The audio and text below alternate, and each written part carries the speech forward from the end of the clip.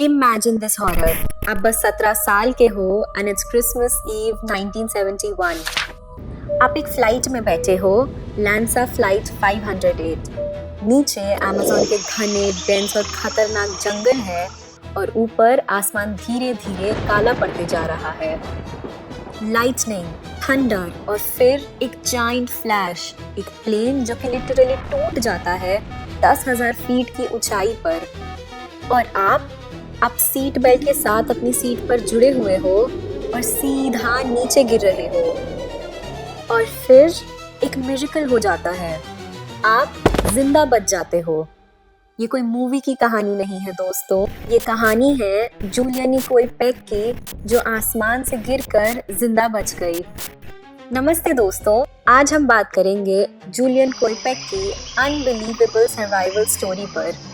कैसे वो 10,000 फीट की फॉल से बची और कैसे उन्होंने एक डेडली अमेज़न रेन फॉरेस्ट को 11 दिनों तक फेस किया।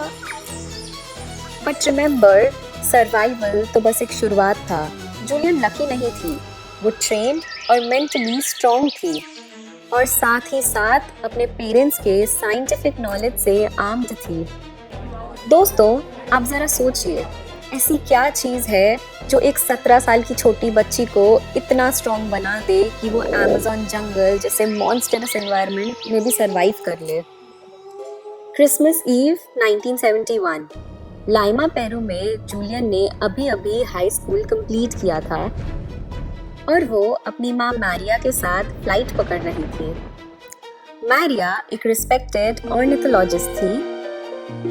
जूलियन का डेस्टिनेशन पैंगुआना रिसर्च स्टेशन था, जहां उनके फादर हैंस विल्हेम उनका वेट कर रहे थे और वो अपने पिता हैंस विल्हेम से मिलने पैंगुआना रिसर्च स्टेशन जा रही थी। ये फैमिली अमेज़न रेन फॉरेस्ट से बहुत ही डीपली कनेक्टेड थी और वो जंगल उनके लिए डेंजरस नहीं था, बल्कि एक चाइल्डहुड प्लेग्राउंड जैसा था। लैंसा फ्लाइट 508 हॉलीडे सीजन की वजह से पूरा बुक्ड था। अमेज़न की वेदर काफ़ी ज़्यादा अनप्रेडिक्टेबल होती है और उस दिन भी मौसम काफ़ी ज़्यादा ख़राब था, जिसके वजह से फ्लाइट दोपहर से पहले ही टेक ऑफ कर गई थी। आखिर कैसे कोई इंसान 10,000 फीट से ज़्यादा नीचे गिरकर बिना पैराशूट के भी जिंदा बच सकता है?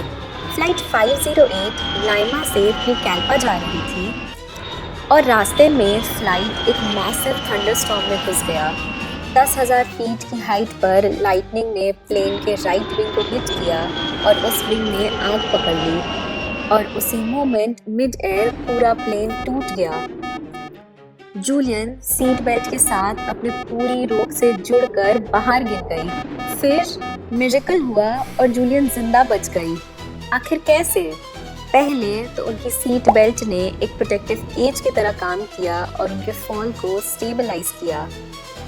दूसरा, अमेज़न रेन फॉरेस्ट के multiple layers of trees, vines and thick leaves ने उनके स्पीड को स्लो डाउन कर दिया और एक नेचुरल पैराशूट जैसा काम किया। और तीसरा, वो सबसे सॉफ्ट अंडरग्राउंड पर गिरी, जिसके वजह से उनका स्पाइन बिल्कुल सेफ रहा। उनकी इंजरीज थी broken collarbone, deep cuts, severe concussion और कीड़ों से भरे घाव। प्लेन के 92 पैसेंजर्स में से सिर्फ एक इंसान जिंदा बचकर वापस आया और वो थी जूलियन।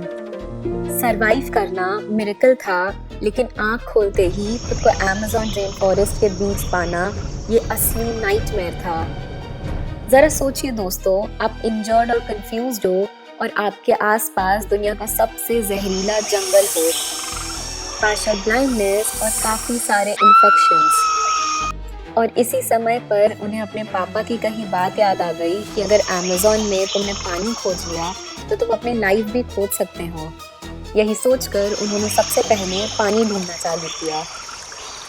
डर, दर्द और थकान सबको पीछे छोड़ते हुए उन्होंने जंगल में चलना शुरू कर दिया था। ये एक सर्वाइवल इंस्टिंक्ट था जो उनके अपब्रिंगिंग से आई थी। जूलियन इसीलिए सरवाइव कर पाई दोस्तों, क्योंकि वो एक बायोलॉजिस्ट की बेटी थी। उनके पिता हैंस विल्हेम और माँ मैरिया कोइपेक वर्ल्ड फेमस जूलॉजिस्ट थे। उन्होंने अमेज़न जंगल में रिसर्च स्टेशन बनाया था और जूलियन जंगल में ही पली बड़ी थी। वो सब जानती थी कौन से सांप जहरीले हैं, कौन सी चींटियाँ अग्रेसिव हैं या फिर कौन से पेड़ पौधे हमारे लिए खतरनाक है।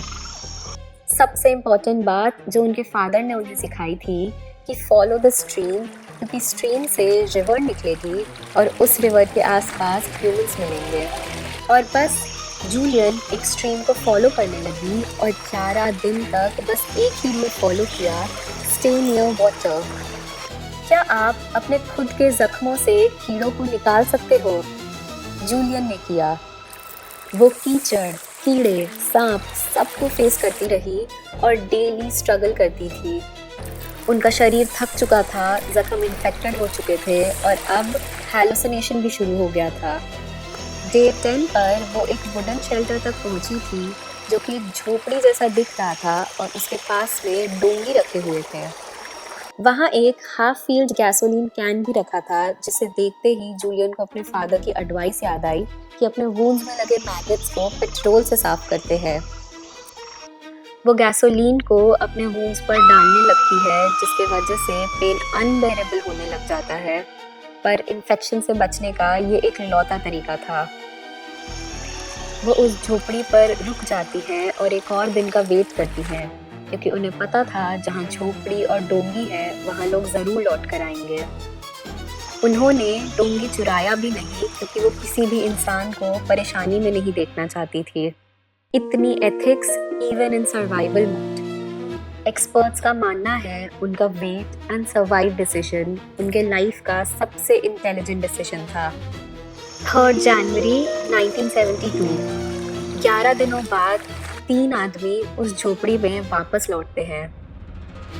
जूलियन को देखकर वो सब शॉक रह जाते हैं और उन्हें लगता है वो कोई वाटर स्पिरिट या मामा है। पर जब जूलियन ने अपनी कहानी सुनाई, वो तुरंत उसका ट्रीटमेंट करने लगे और उसे सिविलाइजेशन तक ले गए। हॉस्पिटल में जूलियन फाइनली अपने फादर से मिली और वो मोमेंट काफ़ी ज़्यादा ओवरवेलमिंग था।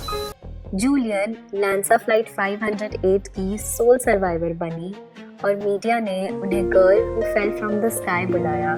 लेकिन उनके लिए ये ट्रॉमा कभी ख़त्म ही नहीं हुआ। वो खुद कहती थी, Why was I the only survivor of that flight? And this thought haunts me a lot. इतना सब कुछ होने के बाद वो सर्च टीम के साथ जंगल में गई और अपनी माँ की बॉडी खोजने में भी हेल्प की। क्रैश के बाद भी जूलियन ने अमेज़न को कभी छोड़ा ही नहीं। वो खुद जूलॉजिस्ट बनी और अपने माँ बाप की लेगेसी को कंटिन्यू किया। ये एक सर्वाइवल स्टोरी नहीं है, ये एक रिलेशनशिप है इंसान और प्रकृति के बीच में। ये स्टोरी एक प्रूफ है कि आपकी नॉलेज, काम माइंड और विल पावर से आप अपनी ज़िंदगी बचा सकते हो। जूलियन 10,000 फीट से नीचे गिर गई, पर फिर भी उनकी स्पिरिट कभी ख़त्म नहीं हुई। आपको क्या लगता है दोस्तों, जूलियन कोएपेक की स्टोरी कितनी इंस्पायरिंग है? अपने ओपिनियंस हमारे साथ कमेंट्स में ज़रूर शेयर करें। वीडियो पसंद आई तो इसे लाइक करें, अपने दोस्तों के साथ शेयर करें और द राइजिंग नोशन को सब्सक्राइब करें। And don't forget to press the bell icon to keep yourself updated on our next stories.